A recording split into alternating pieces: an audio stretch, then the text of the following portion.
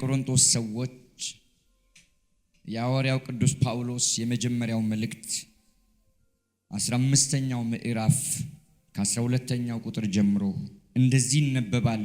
ኢየሱስ በሚለው ታላቅና ገናና ስም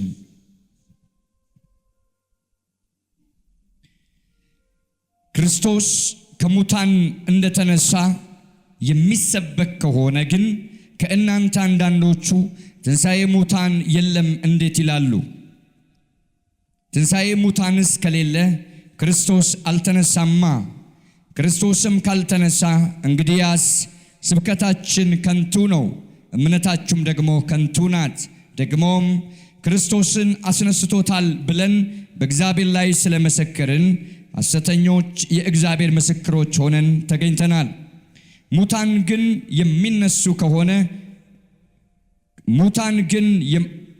የማይነሱ ከሆነ እርሱን አላስነሳውም። ሙታን የማይነሱ ከሆነ ክርስቶስ አልተነሳማ። ክርስቶስም ካልተነሳ እምነታችሁ ከንቱ ናት፣ እስካሁን ድረስ በኃጢአታችሁ አላችሁ። እንግዲያስ በክርስቶስ ያንቀላፉት ደግሞ ጠፍተዋላ። በዚች ሕይወት ብቻ ክርስቶስን ተስፋ ያደረግን ከሆነ ከሰው ሁሉ ይልቅ ምስኪኖች ነን። አሁን ግን ክርስቶስ ላንቀላፉት በኩራት ሆኖ ከሙታን ተነስቷል። ሞት በሰው በኩል ስለመጣ ትንሣኤ ሙታን በሰው በኩል ሆኗልና፣ ሁሉ በአዳም እንደሚሞቱ እንዲሁ ሁሉ በክርስቶስ ደግሞ ሕያዋን ይሆናሉና። ነገር ግን እያንዳንዱ በራሱ ተራ ይሆናል። ክርስቶስ እንደ በኩራት ነው፣ በኋላም በመምጣቱ ለክርስቶስ የሆኑት ናቸው። ሁላችንም እንጸልያለን። ሁሉ ሰው ስለ ቃሉ እግዚአብሔርን እያመሰገነ ይጸልያል። ሃሌሉያ። እግዚአብሔርን እየባረካችሁ ስለ ቃሉ እያመሰገናችሁ ጸልዩ። በሰማያት ያለ የዘላለም ቅዱስ አምላካችን እግዚአብሔር በክርስቶስ ኢየሱስ ታላቅ ስም ስለዚህ ጊዜና ዕድል ሁሉ አመሰግናለሁ። እግዚአብሔር አባታችን በዚህ ታሪካዊ ቀን ደግሞ ለነጋችን ሕይወት ጉዞ የሚጠቅመንን የቃልህን ማዕድ እንድትቆርስልን በኢየሱስ ስም ስልጣን እጠይቅሃለሁ። የምናገርበትን ልዩ ጥበብና ኃይል ደግሞም ሕዝብ እየሰማ ደግሞ ያለውን ትውልድ እግዚአብሔር አባት ሆይ የሚሰማበትን አስተዋይ የሆነውን ልቦና ደግሞም እንደ ሊዲያ እንድትከፍትለት በኢየሱስ ክርስቶስ ስም ጸልያለሁ። ደግነትና በጎነት በዚህ ጉባኤ ላይ ይገለጥ። ሁሉ ለክብር ይሁን በኢየሱስ ታላቅ ስም አሜን።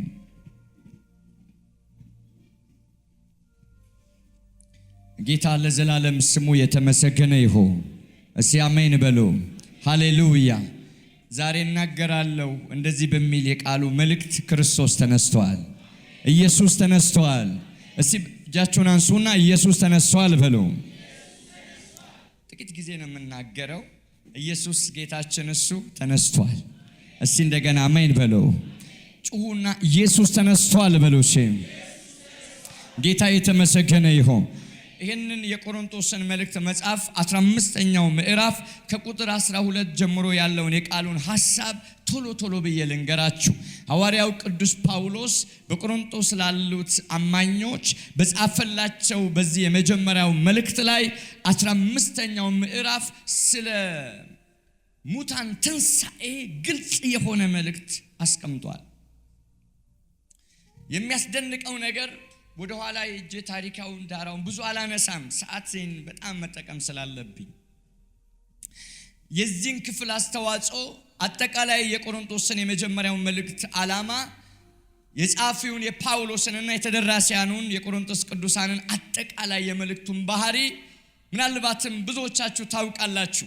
በዚህ ክፍል ሐሳብ ላይ ሐዋርያው ቅዱስ ጳውሎስ ለነኚህ አማኞች በገለጠው እውነት ውስጥ ስለ ሙታን ትንሣኤ ግልጽ የሆነ ነገር ጽፎላቸዋል።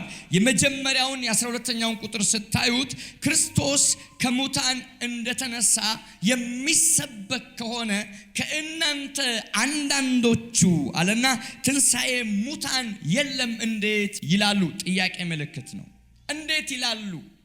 እንግዲህ ወንጌላችን በአጠቃላይ የወንጌልን መልእክት ስታዩ ጌታችን መድኃኒታችን ኢየሱስ ክርስቶስ ለኃጢአት ሞቷል ብቻ ብሎ የሚሰብክ ሳይሆን ኢየሱስ ክርስቶስ ደግሞ በሥጋ ከሙታን መካከል ተነስቷል የሚል መልእክት አለው።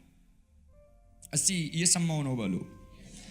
ኢየሱስ ክርስቶስ ስለ ኃጢአተኞች የሆንን እኛ በእግዚአብሔር ፊት ጸድቀን እንድንታይ የኛን ዕዳ ተካፈለ፣ የኛን በደል ተካፈለ፣ የኛን ፍርድ ተቀበለ፣ በእኛ ፈንታ ስለ ኃጢአታችን ሞተልን። ወንጌል ኢየሱስ ስለኛ በደልና ኃጢአት እንደ ሞተ ብቻ የሚናገር መልእክት ሳይሆን ኢየሱስ ክርስቶስ ደግሞ ያመኑበትን ሊያጸድቅም ከሙታን መካከል እንደተነሳም ይናገራል። እጃችሁን አንሱና ተነስቷል በሉ። ልቀቅና በኃይል ተነስቷል በለኝ። ኢየሱስ ያድናል። ይህንን መሰረታዊ ሐሳብ በደንብ እንድትረዱኝ እፈልጋለሁ። ሐዋርያው አንድ ነገር ይናገራል። ቆይ አላቸው። በጣም ይገርመኛል። ክርስቶስ ከሙታን እንደተነሳ እየሰበክን ነው እኛ አለ። ምን እያልን ነው? እየሰበክን ነው። ታዲያ ክርስቶስ ኢየሱስ ከሙታን እንደተነሳ የሚሰበክ ከሆነ ከናንተ መካከል አንዳንዶቹ ለምንድን ነው ትንሣኤ ሙታን የለም የሚሉት? የኛን ትንሣኤ ከኢየሱስ ትንሣኤ ጋር ትንሽ አያይዤ ልነግራችሁ ፈልጋለሁ። ኢየሱስ ክርስቶስ ከሙታን እንደተነሳ የማይቀበል ፈጽሞ ከዚህ ትንሣኤ ጋር መገናኘት አይችልም። እንደነገርኳችሁ ወንጌል ኢየሱስ ክርስቶስ ስለ ኃጢአተኞች መሞቱን፣ መቀጣቱን፣ መቀበሩን ብቻ ሳይሆን ደግሞም ሊያጸድቅ መነሳቱን፣ ማረጉን፣ በአብ ግርማ ቀኝ መቀመጡን፣ ዳግም ደግሞ እንደሚመጣ ወንጌል ይናገራል። የያዝነው ወንጌል ይሄን ሁሉ መልእክት የያዘ ነው። ስለዚህ ኢየሱስ ክርስቶስ ከሙታን እንደተነሳ የኢየሱስን ትንሣኤ እየመሰከርን እየሰበክን እየገለጥንላችሁ ከናንተ መካከል ለምንድን ነው አንዳንዶች ሙታን አይነሱም፣ ሙታን ትንሣኤ የለም ለምን ይላሉ? ጥያቄ በጥያቄ ነው የሚመለስላችሁ። ክርስቶስ ካልተነሳማ ክፍሉ በደንብ የሚያሳየው ነገር ልንገራችሁ። ትንሣኤ ሙታን ከሌለ ክርስቶስ ምን አላለም? አልተነሳም። ክርስቶስ ካልተነሳስ እኛ የሰበክነውም ወንጌል እናንተም ያመናችሁት እምነት ከንቱ ነው። እንዳውም እስካሁን ራሱ በኃጢአት ናችሁ። እሱ ብቻ አይደለም፣ ክርስቶስ ከሙታን ካልተነሳ አስነሳው ብለን በእግዚአብሔር ፊት ስለመሰከርን የእግዚአብሔር ሐሰተኛ ምስክሮች ሁሉ ሆነናል። ለምንድን ነው እንደዚህ ያላቸው? ሙታን ትንሣኤ የለም፣ መነሳት የሚባል ነገር የለም፣ ከሞት በኋላ ሕይወት የለም የሚል መረዳትና አስተምሮ ህዝቡ ውስጥ ጨምረዋል። እርሱ ግን ስለ ክርስቶስ ኢየሱስ ከሙታን መካከል እንደተነሳ የኢየሱስን ትንሣኤ ከሰበክንላችሁ ለምንድን ነው ይሄን የምታስቡት? ለምን ሙታን ትንሣኤ የለም ካላችሁ ኢየሱስ አልተነሳም እያላችሁ ጭምር ነው ማለት ነው። ኢየሱስ እንደተነሳ ካመንክ የኢየሱስ ትንሣኤ ያንተ ትንሣኤ ምሳሌ ነው። የኢየሱስ ትንሣኤ ማረጋገጫ ያንተ ትንሣኤ ማረጋገጫ ነው።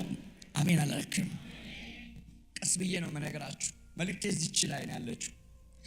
የኢየሱስ ክርስቶስ ትንሣኤ አላቸው ጳውሎስ። የኢየሱስ ክርስቶስ ትንሣኤ የኛ የሱ ተከታዮች ትንሣኤ ምሳሌም ማረጋገጫም ነው። ለምን? እሱ እንደ በኩራት ሆኖ እንደ መጀመሪያ ሆኖ ተነስቷል። በኋላስ በሱ በመምጣቱ ጊዜ የተከታዮቹ የሚያምኑበት ደግሞ ሁሉ ምን ይላሉ? ይነሳሉ።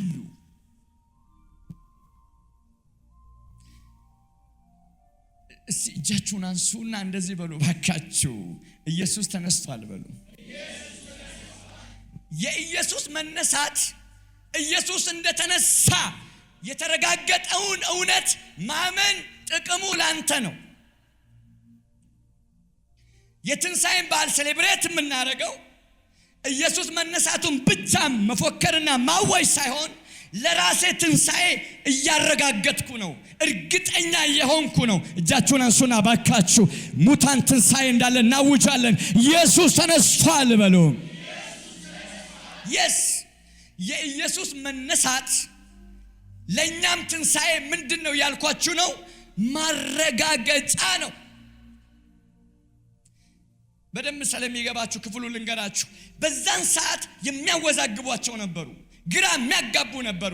ስለማያምኑት አይደለም የሚያወራው። አንዳንዶች ከናንተ መካከል ከቤተ ክርስቲያን ትውልድ መካከል ከጌታ ተከታዮች መካከል የኢየሱስ ነን ከሚሉ መካከል ሙታን ትንሣኤ የለም፣ ሕይወት በዚህ ምድር ነው የሚያበቃው የሚያቆመው ብለው ያምኑ ያስተምሩና ያስቡ ነበር፣ ይሉም ነበር።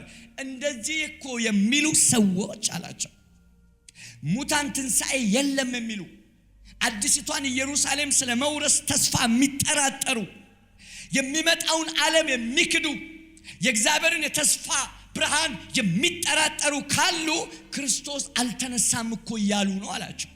ክርስቶስ ደግሞ ካልተነሳ እኛ የሰበክንላችሁ ጳውሎስ የሰበከ ወንጌል ሁሉ ምን ሆነ? ከንቱ ሆነ። እሱ ብቻ አይደለም፣ የክርስትና እምነት በአጠቃላይ ወደቀ ማለት ነው። ከንቱ ይለዋል ቃሉ። ለምን?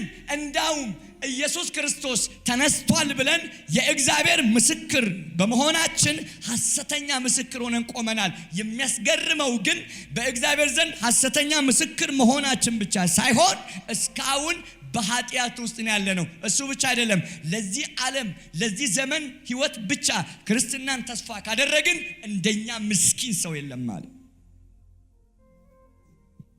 ወገኖቼ። የክርስትና ሕይወት በዚህ ዓለም ተጀምሮ በዚህ ዓለም የሚያበቃ አይደለም። ተስፋ አለን። ምን አለን? ተስፋ አለን። እስቲ እጃችሁን አንሱና ተስፋ አለን በሉ። ተስፋ አለን በሉ። ተስፋ አለን። እኛ ባለ ተስፋዎች ነን። የምንቀበለው የክብር ዓለም አለ። እያንዳንዱ መሰረታዊ እውነት ውስጥ ወንጌልን መቀበላችሁ፣ በወንጌል ማመናችሁ፣ የእግዚአብሔር ምስክር መሆናችሁ፣ ጸድቀናል ድነናል ማለታችሁ የሚጸናው በክርስቶስ ትንሣኤ እርግጠኛ ስትሆኑ ነው ይላቸዋል። በክርስቶስ ትንሣኤ በዚህ መሰረታዊ ክፍል ላይ የሚነግራቸው እንኪያስ ክርስቶስ ካልተነሳማ እስካሁን ኃጢአት ውስጥ ነው ያላችሁት። ለዚህ ዓለም እንደሚሆን ሕይወት ነው የምትኖሩት። እኔ እኮ ክርስቶስ ትንሣኤ እንዳደረገ እርግጠኛ ካልሆንኩ ያን ሁሉ መከራ መቀበሌ ስለምንድን ነው ይላቸዋል። በኤፌሶን ከብዙ አውሬዎች ጋር እንደታገለ ብዙ መከራዎችን እንዳሳለፈ ስለ ወንጌል እጅግ በጣም ከሞት ጋር እንደተጋፈጠ ወደታችን ልፍ ስትሉ ታገኙታላችሁ። ይሄን ሁሉ ነገር የተጋፈጥኩት ለዚህ ዓለም ነው ይላቸዋል። እዚህ ዘመን ላይ ለሚያበቃ ነው አይደለም። እንኪያስ ምን ብሏል? ቁጥር 20 ላይ ክርስቶስ ተነስቷል ይላቸዋል። እስቲ እጃችሁን አንሱና ኢየሱስ ተነስቷል በሉ። ጨምሩና ኢየሱስ ተነስቷል በሉ። ይህንን እውነት የሚገልጥ ይህንን ተስፋ ለትውልድ የሚያበስር ታላቅ ጀግና የትንሣኤው ኃይል የተሞላ የክርስቶስ መልእክተኛ መሆን አለብን። እጅን አንሳና በጌታ ኢየሱስ ተነስቷል በልን። ጨምሩና ኢየሱስ ተነስቷል በሉ። ስለዚህ እንደዚህ ይላቸዋል። የኢየሱስ ክርስቶስ መነሳት የኢየሱስ ክርስቶስ ትንሣኤ እርግጠኝነቱን ይነግራቸውና የኢየሱስ ትንሣኤ እርግጠኝነት ለኛ ትንሣኤ ምሳሌ ነው ይላቸዋል። ለምን? እግዚአብሔር ኢየሱስን ከሙታን መካከል ሲያስነሳው እንደ በኩራት ነው፣ እንደ መጀመሪያ ነው። ሁለት ምሳሌዎች አሉ። ኢየሱስ ትንሣኤው እንደ በኩራት ነው ካለ በኋላ ደግሞም በበኩራት ይመስለውና ሁለተኛ በሁለተኛው አዳም ይመስለዋል። አሳያችኋለሁ እነኚህ ሁለት ነጥቦች። ከላይ ሐሳቡን ስታዩት የተወደዳችሁ የእግዚአብሔር ቤተሰቦች በእኛ ዘንድ በነ ጳውሎስ የወንጌል ስብከት ማለት ነው ኢየሱስ ክርስቶስ ከሞት እንደተነሳ የረጋገጡበትና የሰበኩበት ዋና ነገር ሙታን ትንሣኤ አለ የሚል ነው። ሙታን ትንሣኤ ደግሞ መኖሩን ከኛ ከተሰበከላችሁ ለምንድነው ከናንተ መካከል አንዳንዶች ሙታን ትንሣኤ የለም የሚሉት? ሆይ ሙታን ትንሣኤ የለም የምትሉ ደግሞ ከሆነ ክርስቶስ እኮ አልተነሳም እያላችሁ ነው በቅንፍ ውስጥ።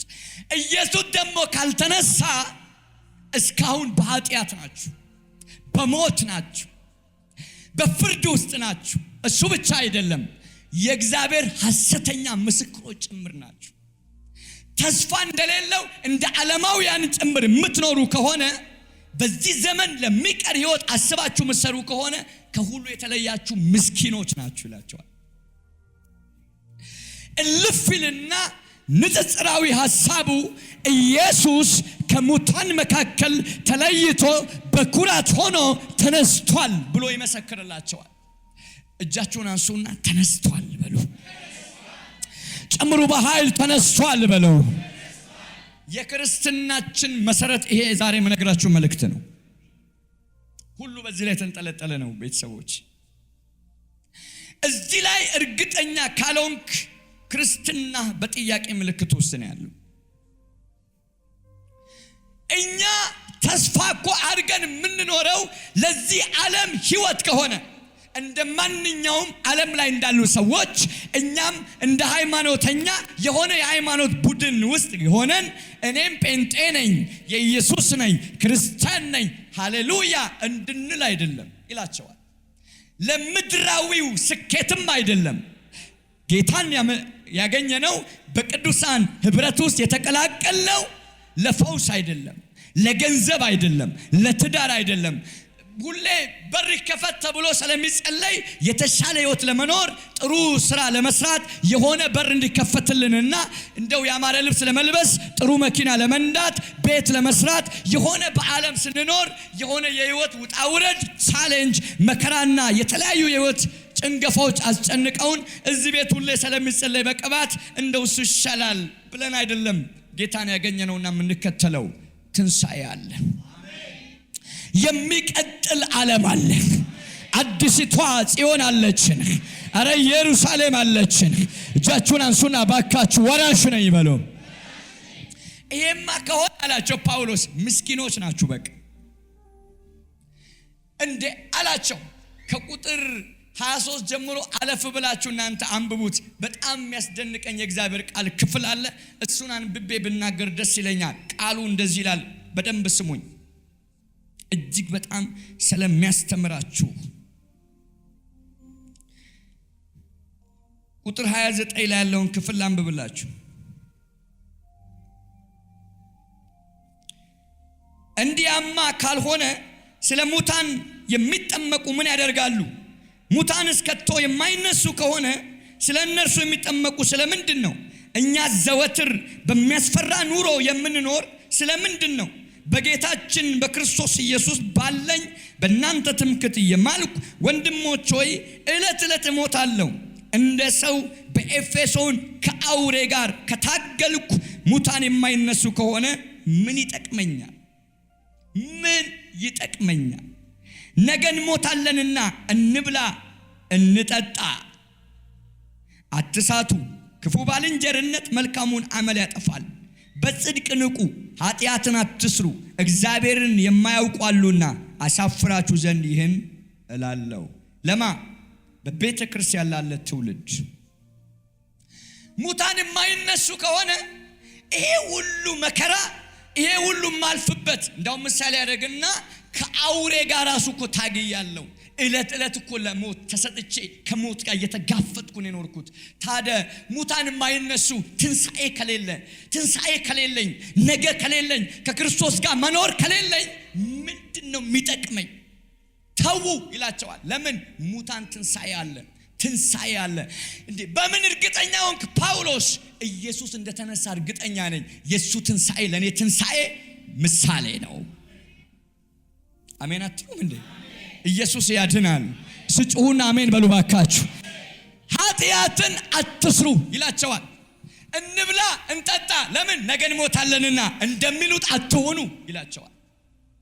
ተስፋ አለ፣ ትንሣኤ አለ፣ የሚመጣ ዓለምና ህይወት አለ። እንደፈለግን የምንኖርበት ህይወት አይደለም ይሄ። ለኃጢአት ተሰተን በዓለማዊነት ምንመላለሰው አይደለም። በጽድቅ እኮ ዋጋ ከፍያለሁ፣ ከአውሬ ጋር ሳይቀር ታግያለሁ።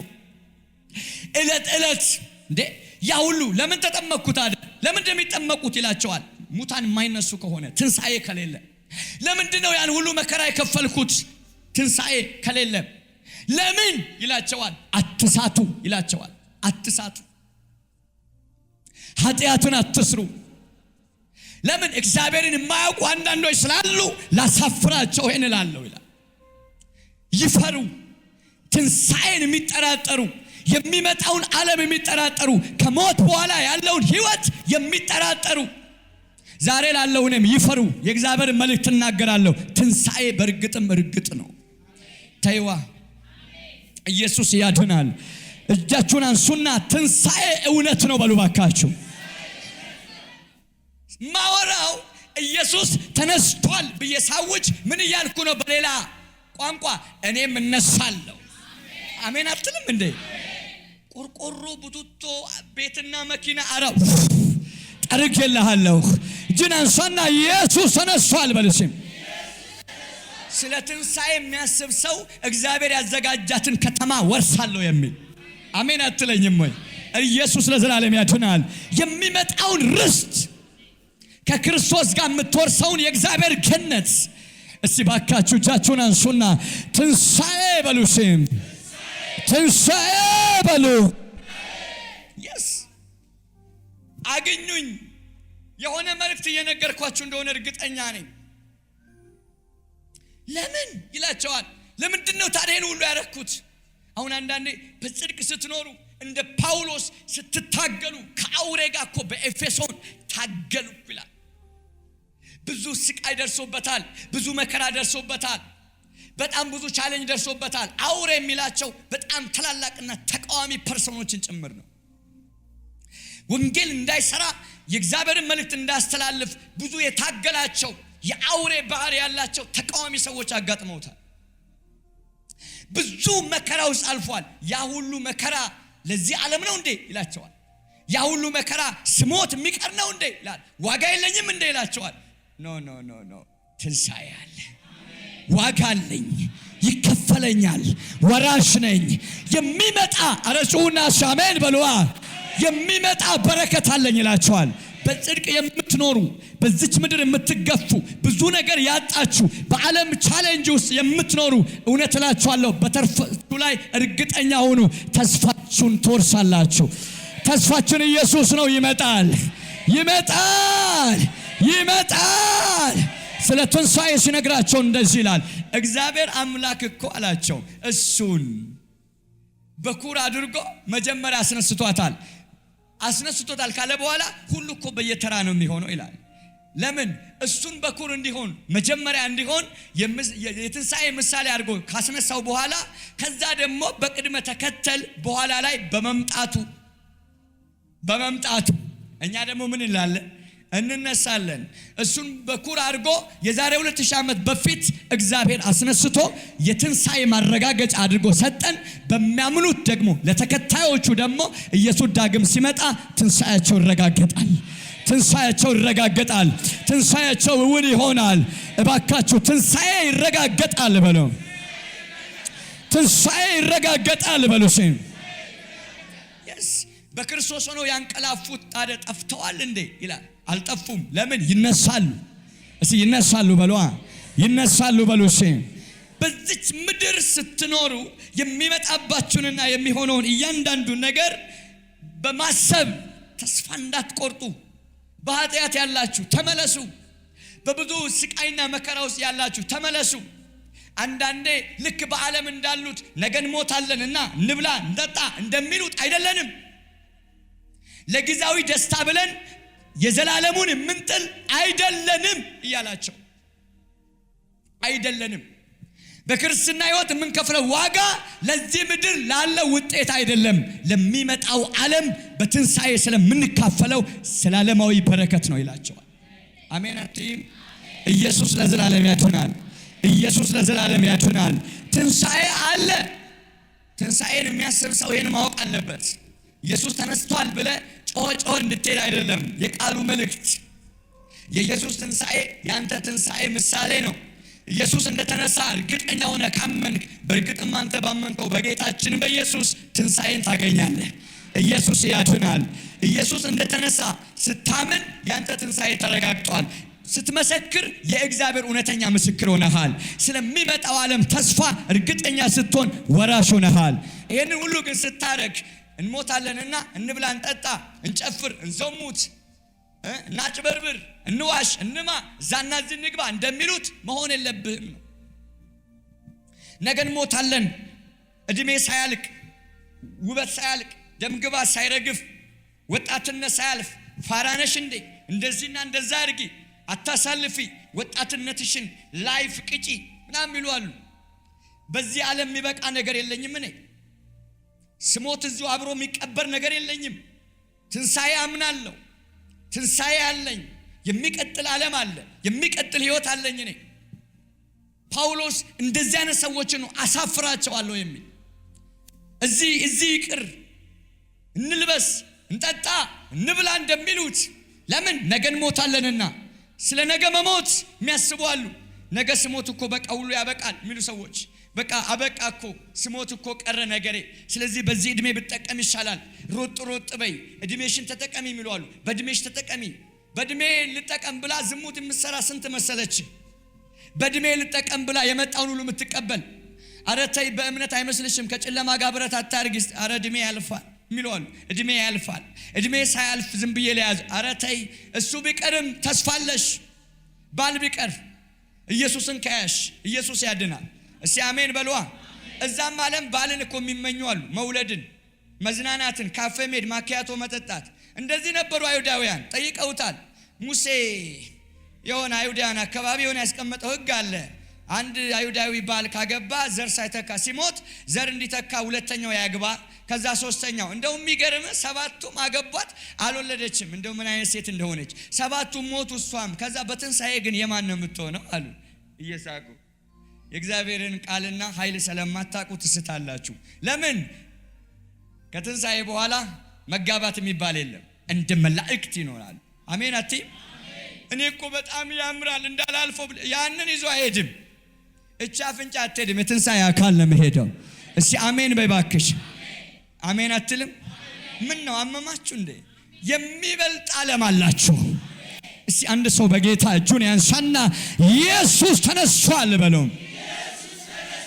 ኢየሱስ ተነስቷል የሚል ትውልድ ቅድም ብያቸዋለሁ። የኛ ትንሣኤ በአመት አንዴ የሆነ ፋሲካ ቀን የእንትን ቀን አመት ጠብቀ የምታከብረው አይደለም። 24 ሰዓት እያንዳንዷ ማይክሮ ሰከንድ ስተነፍስ በየትኛውም የህይወት ስርዓት ኢየሱስ ትንሣኤ። ኧረ አሜን በል በጌታ። እሱን የምታስብ ሰው ነህ። ያ ማለት የራስን ትንሣኤ ነው የምታረጋግጠው። ቀን እየመጣ የምትጮኸው አይደለም። ነጭ ልብስ ለብሰ በህይወትህ ሁሉ የምታስበው ነው ትንሣኤ። ያንን ደግሞ ስታስብ የራስን ትንሣኤ እርግጠኝነት የምታምንበት ነው። ስለዚህ ተስፋ አለን፣ ወራሾች ነን። ኢየሱስ ለዘላለም ያድናል። ኢየሱስ ያድናል። ስለዚህ ስለ ትንሣኤ የምታስቡ የሚመጣ ዓለም እንዳለ የእግዚአብሔር ወራሽ እንደሆናችሁ የምታስቡ ኢየሱስ አስቀድሞ በኩር ሆኖ ስለ ትንሣኤ ምሳሌ ሆኖ ተረጋግጧል። ሲመጣ ደግሞ የኛ ሁሉ ትንሣኤ እውን ይሆናል። ይህንን ዓለምና ህይወት የምታምኑ ከኃጢአት ራቁ፣ ከክፉ ነገር ራቁ። እዚህ ዓለም ነገር እንደሚያበቃ እንሞታለንና እንብላ፣ እንጠጣ፣ እንጨፍር፣ እንዘሙት፣ እንልበስ ይመርብን ብለው ዓለማውያን እንደሚያደርጉት ምንኖር አይደለም። ለምን? ምን ነው እድሜሽ ምናምን ሲሉ አረ የሚቀጥላለኝ ዘላለማዊ ነኝ፣ ከማይጠፋ ዘር ተወልጃለሁ። አረ ጩሁና አሜን በሉ ባካችሁ። እሱ እንደገና አሜን በሉ። መቃብር የሚቀር የሚያበቃ ህይወት የለኝም እኔ። ከኢየሱስ ጋር የሚቀጥል ከኢየሱስ ጋር በአብ ግርማ ቀኝ አረ አሜን በሉ ባካችሁ። ሕይወታችሁ ከክርስቶስ ጋር በአብ ቀኝ ምን ብሏል? ኢየሱስ ያድናል። ኢየሱስ ያድናል። እሱ ትንሣኤ በሉ። አጭሯን አሳይቶ ጊዜያዊንና ዓለማዊን አሳይቶ ያጨለመ ዛሬ አንስቼዋለሁ። በትንሣኤው ብርሃን መትቼዋለሁ። በትንሣኤው ኃይል መትቼዋለሁ። እሱ ጩና ተመቷል በል። ተመቷል በል። ተመቷል በል። ኢየሱስ ሲመጣ የኛ ትንሣኤ እውን ይሆናል። በየተራ ይሆናል። አሜን አትሉ? ተከታዮቹ እሱ በመምጣቱ ምን ይላሉ? ይነሳሉ በሉሲ። ይነሳሉ በሉሲ። ኢየሱስ ያድናል። ትንሣኤ አለ፣ መነሳት አለ። በሰራና ስራ የምንገባባት የእግዚአብሔር ከተማ አለች። አዲስቷ ኢየሩሳሌም አለች። እስቲ እንደገና አሜን በሉ። ስለዚህ በዚህ ምድር ስትኖሩ ለዚህ ዓለም የሚያበቃ ትክክለኛ የህይወት ስርዓት ሊኖራችሁ ይገባል። አትሳቱ አለ። ኃጢአትን ምን አትበሉ፣ አትስሩ። ክፉ ባልንጀርነት መልካሙን አመል ምን ይላል? ያጠፋል። ከክፉ ባልንጀሮች ምን በሉ? መራቅ አለባችሁ። ከዓለማዊነት ከኃጢአት መራቅ። እንደ ዓለማውያን ተስፋ ቆርጠን እንብላ እንጠጣ ጊዜያችን ሳያልፍ ብለን በፈለግነው ህይወት የምንኖረው አይደለም። ስርዓት ሊኖረን ይገባል። ከኃጢአት የራቀ ህይወት ሊኖረን ይገባል። ትንሣኤ ሲከበር በዚህ መረዳት ነው የሚከበረው። ሰማን? ትንሣኤ ሲከበር ይሄንን እውነት ማወቅ አለብን። በዚህ መረዳት በጌታ ፊት መመላለስ አለባችሁ። ኢየሱስ ያድናል። ሃሌሉያ ሲአሜን በሉ። ጌታ የተመሰገነ ይሁን። ተቀደሱለት፣ ታመኑለት፣ በጽድቅ ኑሩለት። ትንሣኤን የሚያስብ ሰው ከኃጢአት ምን ማለት አለበት? መራቅ አለበት። ሕይወትሽን በንስሐ መልሽ፣ ተስተካከል። ትንሣኤ አለ። ማራናታ እኮ ተረስቷል። ኢየሱስ ይምጣ የሚባለው እኮ ብዙ ሰው አንደበት ተወስዷል። አረ ይመጣል፣ አረ ዘመኑ ተፈጽሟል፣ አረ በመምጣቱ እኛ እንነሳለን። ኢየሱስ ያድናል። የሚበሰብሰው ማይበሰብሰውን፣ ጊዜያዊው ዘላለማዊውን፣ የሚሞተው ማይሞተውን ይለብሳል። በቅጠት አይን እንለወጣለን። የትንሣኤ አካል እንለብሳለን፣ እንመስለዋለን። ኢየሱስ ያድናል። እንቀበለዋለን። አረ አሜን በሉ ባካችሁ። እንደዚህ በሉ። ኢየሱስ ይመጣል።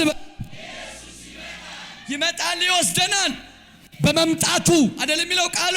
በመምጣቱ እኛ ምናምንበትስ እንነሳለን። ትንሣኤ አለን። የሚቀጥል ሕይወት አለን።